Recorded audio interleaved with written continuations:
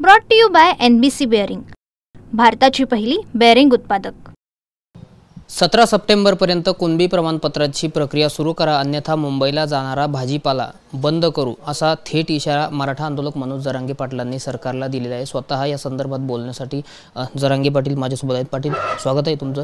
तुम्ही थेट हा इशारा आता सरकारला दिलेला आहे की 17 सप्टेंबरपर्यंत ही प्रक्रिया सुरू करा, अन्यथा मुंबईला भाजीपाला बंद करू जाणार।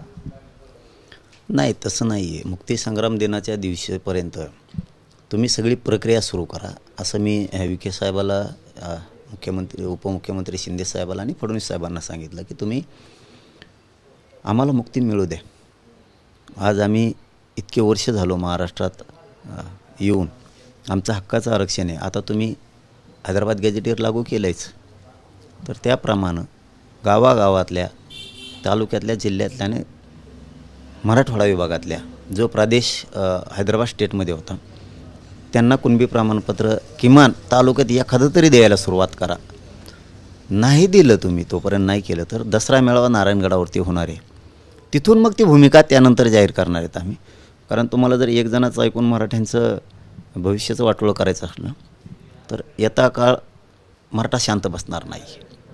तुम्ही बाकीचे गप्प बसू द्यायनात, म्हणजे याचा अर्थ असा पण नाही की मराठी पण मग गप्प बसतील। कारण GR टिकवणं काढलं आहे मराठा समाजानंच, आणि टिकवणंसुद्धा त्याला काही त्याच्यात फेरफार न होऊ देणं ही सुद्धा समाजाची जबाबदारी आहे। त्यामुळे एकजूट राहणंही तेवढंच गरजेचं आहे। नसतं असं होतं की आपण गड जिंकला आहे पण झेंडा भडका विसरून गेलो, असं व्हायला नको। त्यामुळं आपण GR तर घेतला आहे जो 70 वर्षात निघत नव्हता, परंतु त्याला येवल्यावाल्यासारखे विरोध करत आहेत, तर ते आपण त्याला कडाडून सगळ्यांनी विरोध केला पाहिजे। हे आमचा GRमध्ये फेरफार करायचा नाही, शब्दात कुठले बदल करायचा नाही। त्यामुळं मराठ्यांनीसुद्धा जागृत राहणं गरजेचं आहे, जसं 2 वर्ष होते तसं। आणि मराठा सावधच आहे, तशी काही अडचण नाही। आता हे जर उलटं चालायला लागले तर मराठ्यासुद्धा दसऱ्याच्या दिवशी उसळून येणार आहेत। म्हणजे नारायणगडावरून समाज बांधवांना घेऊन तुम्ही काही वेगळी भूमिका त्या दिवशी करणार आहात? आपलं वेगळं फिगळं काय नसतं, जे पोटात आहे तेच होटात आहे, तेच मीडियासमोर आहे ते उघड। ते मंत्री असो, खंत्री असो, तिकडं कोणी असो, जो काय विषय तर आपण क्लिअर सांगतो समोर, आणि आपल्या ज्या शब्दात दम आहे तेच शब्द वापरतो आपण। आपल्यात दमच नाही, रान तर भलं हातभर फाडितो, असं कुठं ना आपण कधीच करत नाही छगन भुजबळसारखा। लोकांच्या जीवावरती राजकीय स्वार्थ साधायचा त्याचा धंदा आहे, तसा आमचा नाही। आम्ही समाजाच्या स्वार्थासाठी काम करतो, आणि ज्या शब्दावर बोललो त्या शब्दावर आम्ही ठाम राहतो, आणि ती शुद्ध पण करून दाखवतो। त्यांनी एवढी ताकद लावली पाठीमागच्या काळात, त्यांनी 150-200 जणांची टीम माझ्या एकट्याच्या विरोधात उभा केली, तरीही त्याला सांगितलं होतं मी तुला आरक्षण आणून दाखवी, आणि आणूनच दाखवलं। आताही पश्चिम महाराष्ट्र, मराठवाडा सगळं आरक्षणात घातलंच। तू किती ओरड, तुला काय करायचं ते कर, कारण सरकारला गोरगरीब OBCची जेवढी गरज आहे तेवढीच मराठ्यांची सुद्धा गरज आहे। त्यामुळे तेही त्यांना विचार करणं गरजेचं आहे। आणि मराठवाड्यातला सगळा पक्षातला मराठा नेता, पदाधिकारी असतील, आमदार, खासदार, माजी आमदार, मंत्री असतील, सगळे सावध झालेले आहेत, आणि मी केले आहेत हेही सांगतो तुम्हाला। ते जर लढत असतील तर तुम्हाला मराठवाड्यासाठी एका बाजून लढावं लागेल। हेच पश्चिम महाराष्ट्रातल्या सुद्धा नेत्याला सांगायला सुरुवात केली आहे की तुम्हाला पश्चिम महाराष्ट्रातल्या गोरगरिबांच्या भविष्यासाठी एकदा हे गरिबाच्या पदरात पाडून द्या, तुमचं राजकारण करा।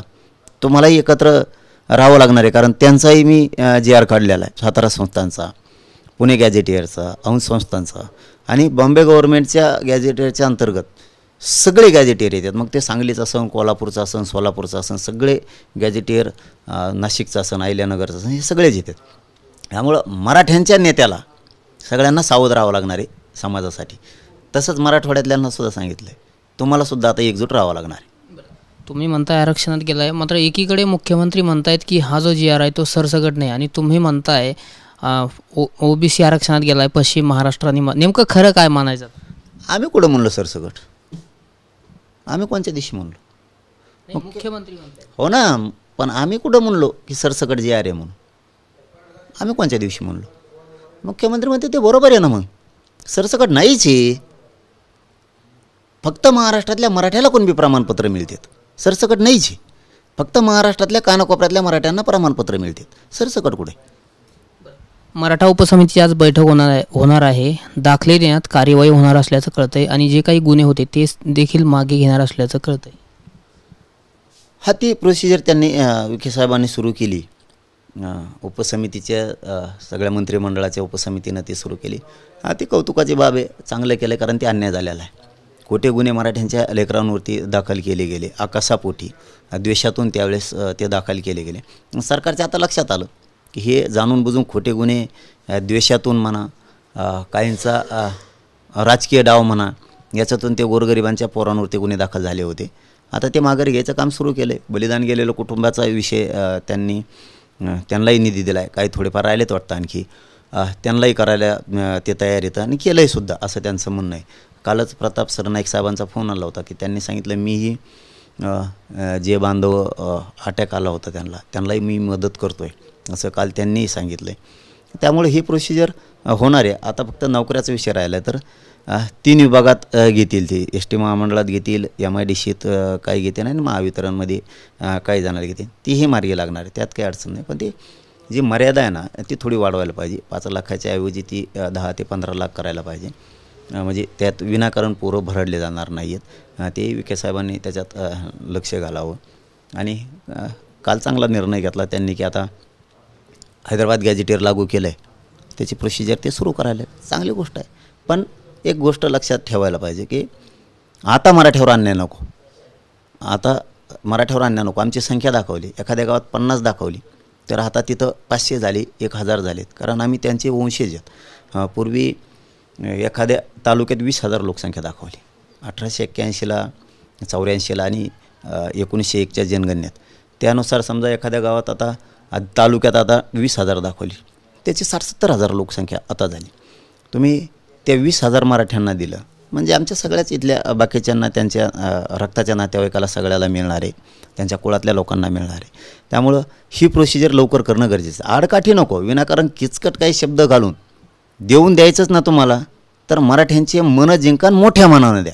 उगाच किचकट प्रक्रिया मला नाही वाटत विखे साहेब राबवतील. किचकट प्रक्रिया सगळं सुटसुटीत करतील. सगळी सुलभ प्रक्रिया होईल असं वाटतंय. आणि फडणवीस साहेबसुद्धा यावेळेस आता मराठ्यांचा रोष अंगावर नाही घेणार. द्यायचंच ना तर मोकळ्या मनानं मोठ्या मनानं द्यायचं असा निर्णय शिंदेसाहेब असतील एकनाथ शिंदेसाहेब असतील फडणवीस साहेब असतील आणि विखे साहेब असतील यांनी ती घेतलाय आता की मोकळ्या मनानं मराठवाड्यातल्या मराठ्याला द्यायचं. तर आता आडकाठी नको. विनाकारण काहीतरी किचकटपणाचा एखादा शब्द प्रयोग त्याच्यावर करायचा आणि गोरगरिबांच्या पोरांच्या भावनेशी खेळायचं हे व्हायला नको. गॅजेटियर सांगतंय मराठवाड्यातला मराठा हा कुणबी आहे आणि ती लोकसंख्या दाखवली. त्या लोकसंख्येच्या प्रमाणात त्या काळच्या आणि आत्ताच्या प्रमाणात मराठवाडा सगळा बसतो आहे. फक्त किचकट प्रक्रिया राबवून विनाकारण पुन्हा मराठ्यांचा रोष होईल असं पाऊल उचलू नका. आणि आम्हाला वाटतं 100% ते होणार नाही. फडणवीस साहेब मराठ्यांना आरक्षण मराठवाड्यातल्या सगळ्या देणार. पण विखे साहेब असं म्हणत आहेत की मला जरांगे पाटलांना विनंती करायची आहे की अंमलबजावणी करण्यासाठी काही कालावधी लागणार आहे. म्हणजे एक प्रकारची विनंती तुम्हाला ती करा. ठीक आहे ना. आम्ही कुठं नाही बोललो. ठीक आहे ना. तुम्हाला प्रोसिजर करायला किती वेळ लागतो आहे काय लागतो आहे त्याच्यापेक्षा आम्ही म्हणलो ते वेळ लागतो पण त्यांनी कालच सुरू केली प्रोसिजर. कुठं वेळ लागतो आहे. म्हणजे त्यांची सर्व जिल्हाधिकाऱ्यांसोबत देखील चर्चा झाल्याची माहिती आहे. हां आता ते गॅजेटियर त्यांना बहुतेक दिलं जाईल तहसील स्तरावर कलेक्टर ऑफिसच्या स्तरावर गावच्या लेवलवरती. आणि मग त्या गावात मराठा पूर्वी त्या काळी 100 होता आता 2000 झाला 1000 झाला. तर मग आता ती प्रक्रिया त्यांना ती व्यवस्थित पार पाडावी लागणार आहे. काही प्रतिज्ञापत्राच्या आधारावर काही पूर्वीच्या कुणबी नोंदीच्या आधारावर आणि ज्यांच्या नोंदी नाहीत त्याला गॅजेटियरच्या आधारावर. म्हणजे एकूणच दाखले देण्याच्या संदर्भात ती कार्यवाही झाली. हो. मराठवाड्यातला एकही मराठा राहणार नाही. ही प्रक्रिया त्यांनी सुरू करायसाठी काल उपसमितीने काही निर्णय घेतले. आम्ही खुश आहेत ना. आणि असंच खुशपणानं मराठवाड्यातल्या सगळ्या मराठ्यांना गॅजेटियरच्या नोंदीच्या आधारे द्यावं. कारण मराठवाड्यातला मराठा हा कुणबी आहे. या आधारेच तुम्ही तातडीनं प्रक्रिया सुरू करून प्रमाणपत्र वाटप करायला सुरू करायला पाहिजे. मी विखे साहेबाला त्याही दिवशी सांगितलं की त्याच्यात 1881 ते 1901 पर्यंतचे तेही त्याच्यामध्ये घ्यावं लागणार आहे. तुम्ही 1921-31 घेतलं परंतु जनगणनेच्या सुद्धा आधारे कारण तो रूल तिथं लागू होतो आहे 2001च्या कायद्याला, 1967च्या कायद्याला, 2012च्या कायद्यानं व्हॅलिड केलं तिथं. त्यामुळं त्यांना 1881 आणि 1901 घेणं गरजेचं आहे आणि ते घेतील, त्याच्याबद्दल काही शंका नाही. ते कोणलाही मोठा विषय नाही, ते घेतील, त्यात अडचण नाही. पण प्रक्रिया मात्र मराठवाड्यातला सगळा मराठा हा 100% कुणबी आहे. या आधारावरच आणि हैदराबाद गॅजेटच्या नोंदीच्या आधारावरच मराठवाड्यातल्या मराठ्यांना सगळ्यांना कुणबी प्रमाणपत्र देणं अपेक्षित आहे आणि ते काम फडणवीस साहेब 100% करणार. प्रत्येक सोमवारी जिल्ह्यात जिल्हा अधिकारी आणि पोलीस अधिकाऱ्यांची बैठक होईल, त्यानंतर ती मंगळवारी माहिती जी आहे ती आम्हाला दिली जाईल असं विखे साहेब म्हणतात. हा, नाही तसं नाही. ते मराठवाडा आणि त्याचबरोबर आता पश्चिम महाराष्ट्रसुद्धा थोडेफार दिवसाचा फरक मागं पुढं राहील, महिना 15 दिवसाचा दोघाच्यामध्ये, मराठवाड्यात आणि पश्चिम महाराष्ट्रात. सोमवारी ते प्रत्यक्ष बैठका घेणार सगळ्यांच्या. काय प्रक्रिया राबवली आणि तुम्ही काय केलं आहे, तर मी त्यांना सांगितलं तुम्ही पूर्वीसारखे एकनाथ शिंदे साहेबांनी जसे अभियानं राबवले होते, शिबिर राबवले होते, त्या पद्धतीनंच शिबिर राबवा. तर ती आढावा घेतील त्यांच्याकडून आणि ते उपसमितीच्या बैठकीत मांडतील, असं होईल असं वाटतंय मला, तसा अंदाज आहे. आज ओबीसी उपसमिती देखील बैठक होणार आहे. त्याच्याशी आम्हाला काय देणं घेणं नाही ना, ते त्यांची वैयक्तिक प्रक्रिया आहे. ती त्यांच्या गोरगरीब ओबीसीसाठी उपसमिती आहे. गोरगरीब ओबीसीसाठी सांगतोय मी, छगन भुजबळसाठी नाही. गोरगरीब ओबीसीसाठी आहे. आता सरकारनं आणि विशेष करून देवेंद्र फडणवीस साहेबांनी मोठ्या मनानं जर ओबीसीसाठी उपसमिती गठीत केली तर त्या उपसमितीने आता उपसमितीच्या सदस्यांनी म्हणतो, अध्यक्ष नाही तसा, पण सदस्यांनी जातीत भांडणं लावण्यापेक्षा त्या उपसमितीचा फायदा गोरगरीब ओबीसीच्या योजना राबवण्यासाठी केला पाहिजे, हे महत्त्वाचं आहे. ओबीसीची उपसमिती झाली म्हणजे मराठ्याच्या विरोधात गरळ ओकण्यासाठी असायला नको किंवा मंत्रिमंडळाच्या बैठका घेऊन खोटे नाटे निर्णय घेणं हे होऊ नये. त्या उपसमितीचा पुरेपूर फायदा गोरगरीब ओबीसीसह मायक्रो ओबीसीला जास्त झाला पाहिजे, हे उपसमितीने लक्षात घेतलं पाहिजे. आणि जातीवाद लोकांना वाटण असं सरकारनंही पाऊल उचलू नये. आणि विशेष करून फडणवीस साहेबांनाच सांगतो, जातीवाद उपसमितीत वाटू नये, मराठा उपसमितीत आणि ओबीसी उपसमितीत जातीवाद वाटू नये. अशी कारवाई पुढच्या काळात तुम्ही पुन्हा करा किंवा पुढच्या आठवड्यात करा. जर आमच्या उपसमितीत ओबीसी मंत्री असतील तर ओबीसीच्या उपसमितीत सुद्धा मराठ्यांचे मंत्री असले पाहिजेत. याला मग जातीवाद नाही असं म्हणता येईल.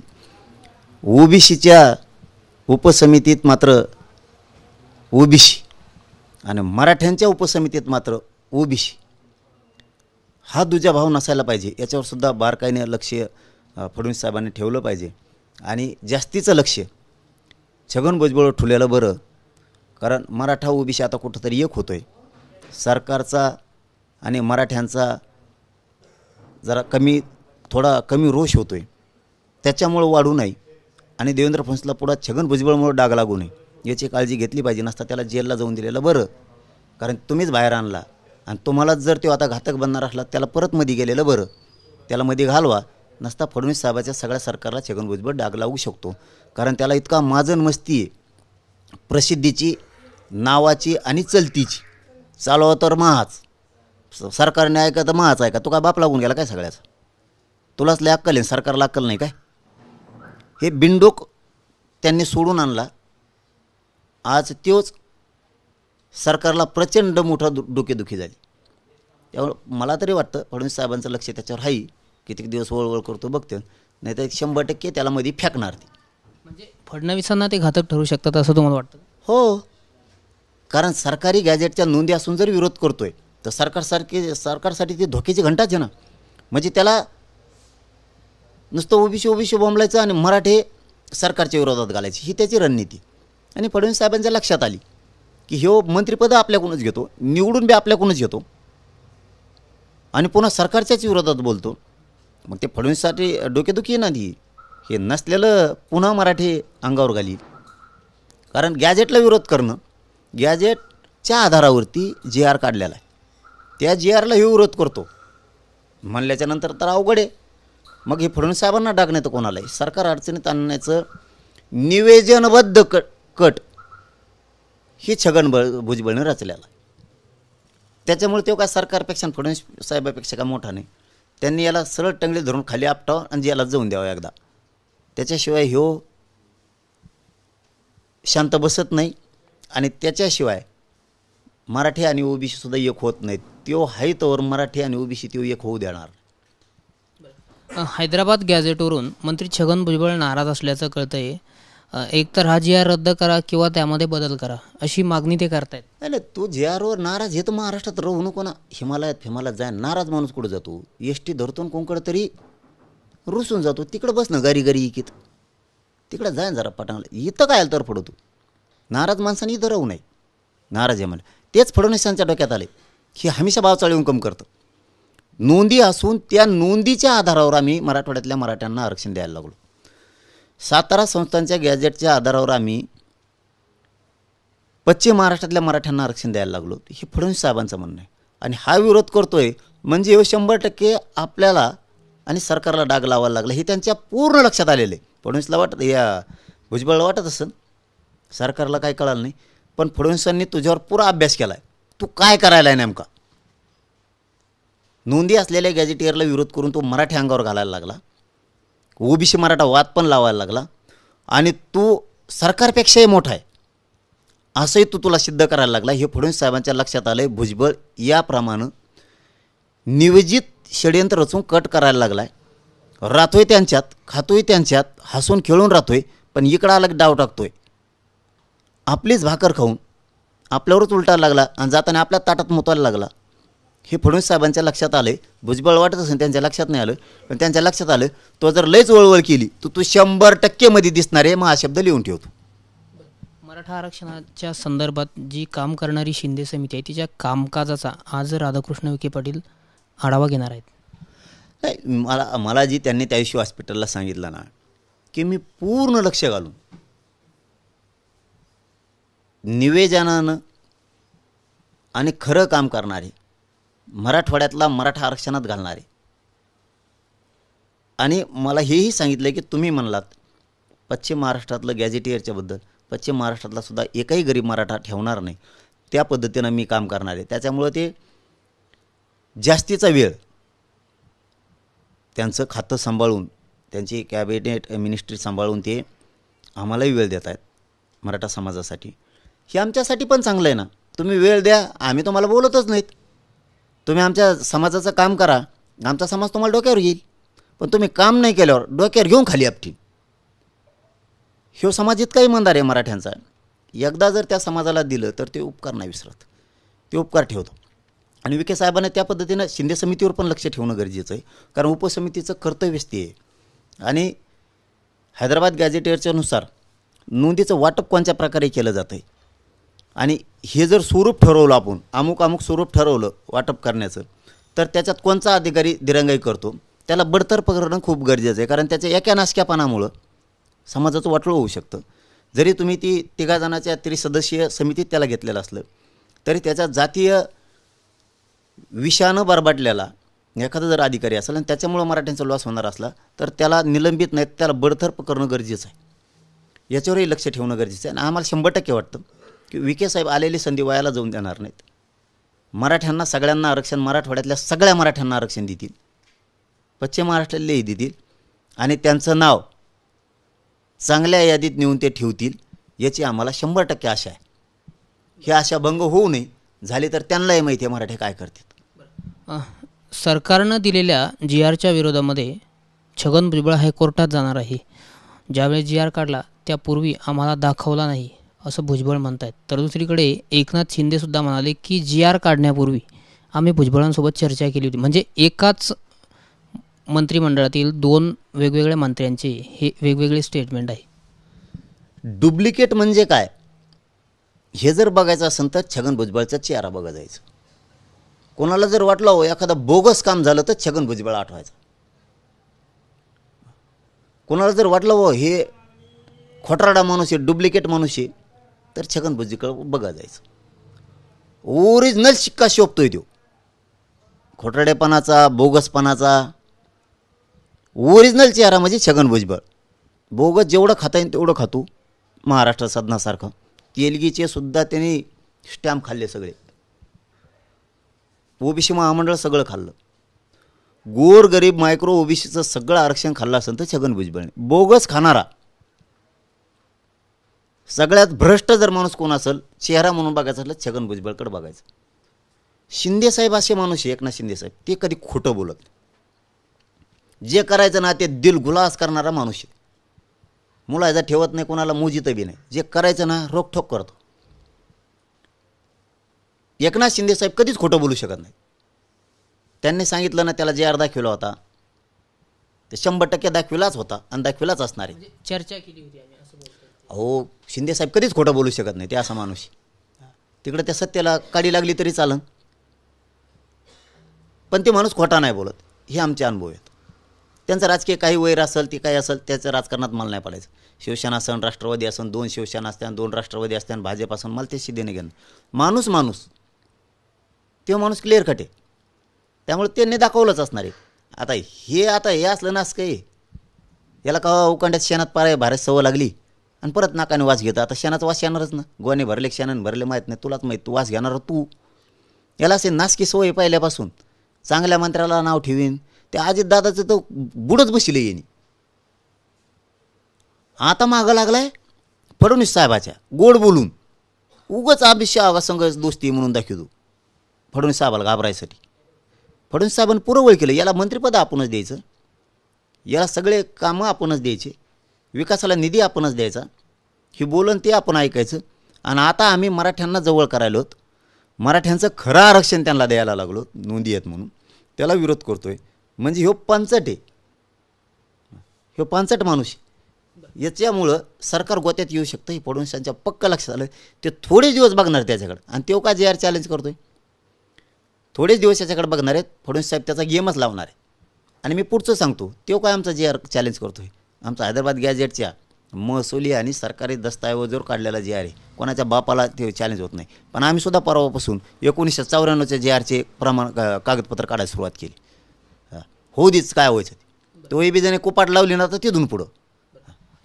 एकीकडे आपण पाहतोय की सातत्यानं छगन भुजबळ यांच्यावरती तुम्ही टीका करता. हे जे एकूण परिस्थिती राज्यामध्ये सुरू आहे आरक्षणावरून, मराठा विरुद्ध ओबीसी, याला प्रमुख जबाबदार तुम्हाला कोण वाटतं?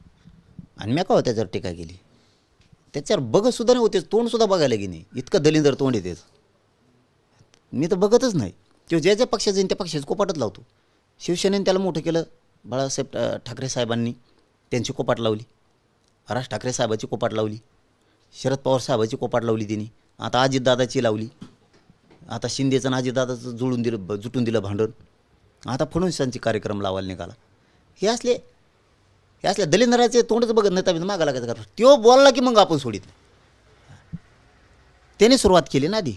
JR चॅलेंज करायचं तुला काय गरज, आमच्या गरीबाच्या पोराचं तुला वाटलोक करायचं आहे. काय केलं गरीबाच्या पोराने तुम्हाला आरक्षण दिलं तर आम्ही मराठीने विरोध केला का? आम्हाला वाटलं गोरगरीब ओबीसीचे गरीबाचे लेकरं मोठे होते, हो द्या आपलं काय चाललं आहे. आणि आज आमचे लेकरं मोठे व्हायला लागलेत, आम्ही लढून आरक्षण मिळवतो. तुला आम्ही फुकट दिलं आहे मराठीने, फुकट 16% फुकट खातो तो आमचं. आम्ही नाही विरोध केला, जाऊ द्या मला गरीबात लेकराचं कल्याण होतं आहे. आमच्यासारखी तुझी नियत का नाही, म्हणजे तुझे पोरं मोठं होण्यासाठी गरीबाचे ओबीसीचे आम्ही मोकळं मन ठेवतो, मोठं मन ठेवतो, आणि आमचे पोरं मोठं होताना तू विष का लावतो, ही नियत तुई. त्याच्यामुळं मराठ्यांच्या नेत्याचे सुद्धा आता डोळे उघडले की ह्यो गरीब मराठ्यांचं वाटोळं करतो, याला सुट्टी द्यायची नाही आता. आणि तो काहीच नाही हो, त्याला चांगलं माहिती आहे मी बी काय कलाकार आहे. या JRचा ओबीसी आरक्षणावर कोणताही परिणाम होणार नाही असं मंत्री अतुल सावे म्हणतात. अहो मग आम्ही तेच म्हणतो ना, याच्यात ओबीसीवर कुठंच काहीच होत नाही. कारण ओबीसी संख्या फक्त जास्त दाखवली आमच्यासहित.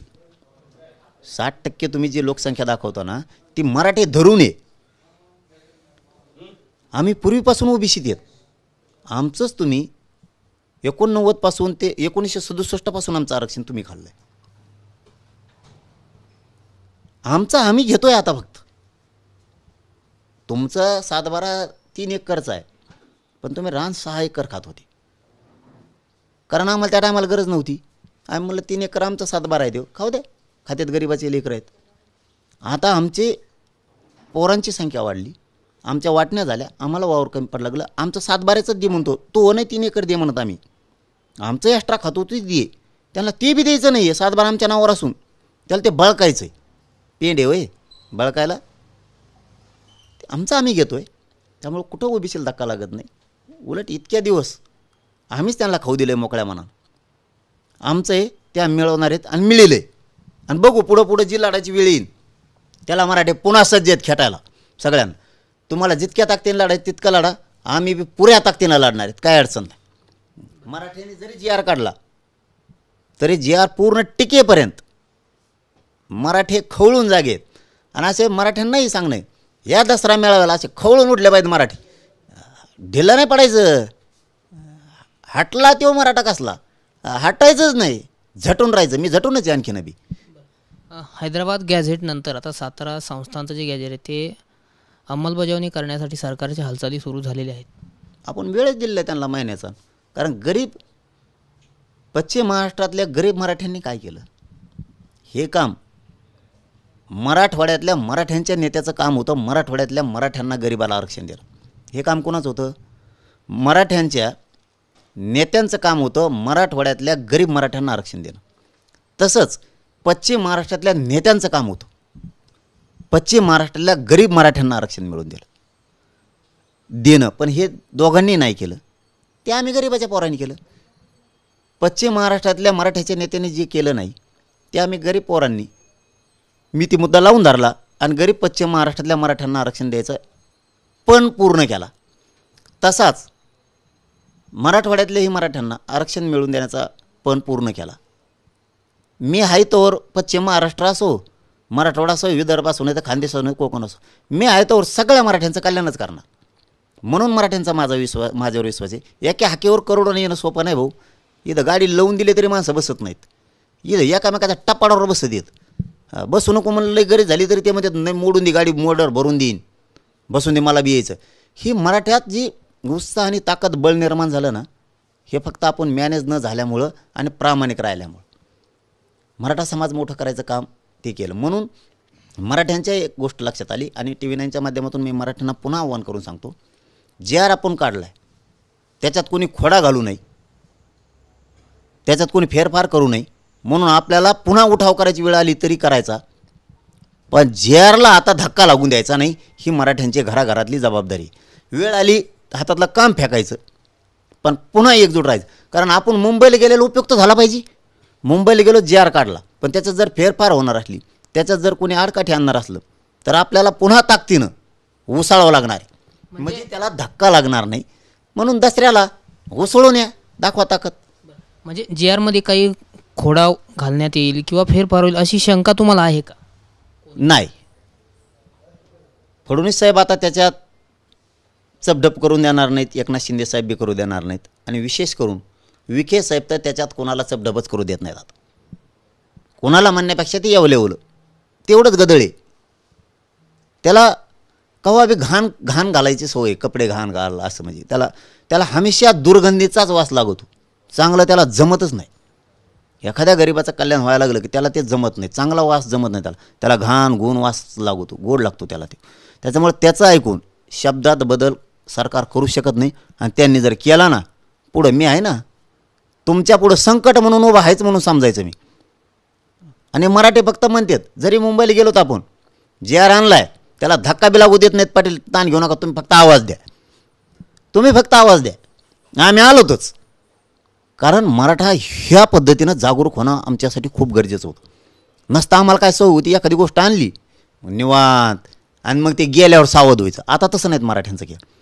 जी वस्तू आणली तिचं रक्षण करते सुद्धा मराठीचं. आता सोडून नाही देत दुसऱ्या जीवावर की ती बघन, अजिबात नाही. कारण माझा गरीब मराठा तितका सज्ञान होणं गरजेचं होतं, तेवढं हुशार होणं गरजेचं होतं, तितका बुद्धिवान आणि विचारी होणं गरजेचं होतं, आणि तो झाला. आता ते सगळे मराठी म्हणतात, आता मला भेटतात ना, कायचे फोन येतात, काही भेटतात. आता मी म्हणलं महिनाभर येऊ नका, जर मला आराम करू द्या. तुम्हाला आरक्षण दिलं आहे, मराठवाड्याला दिलं आहे, पश्चिम महाराष्ट्राला दिलं आहे, 2 वर्ष सलग झटून होतो मी. आता एक महिन्याचं थोडं मला आराम करून द्या. तर मराठ्यांनी थोडी गर्दी कमी केली, नको म्हणतात. डायरेक्ट आता दसरा मेळाव्यालाच भेटू म्हणतात आपण एकामेकाला.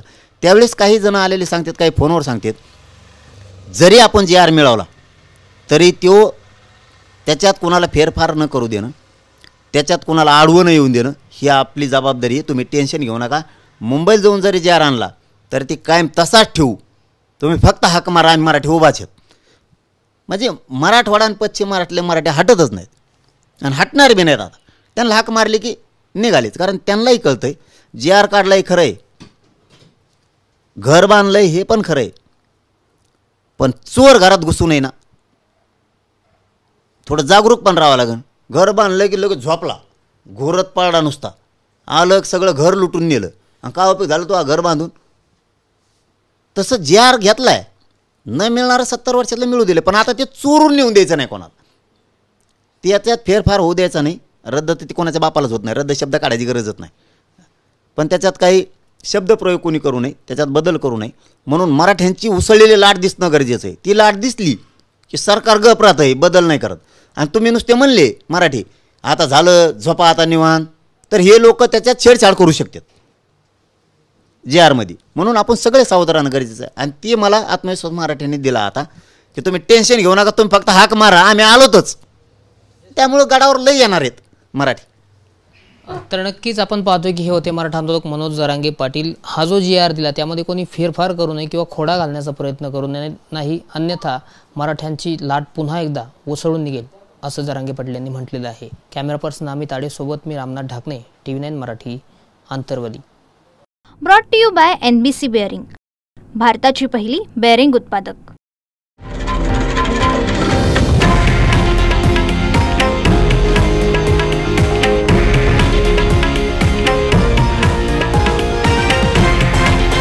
हे आहे देशातील नंबर 1 न्यूज नेटवर्क आणि आपण पाहत आहात TV9 मराठी, एकमेव.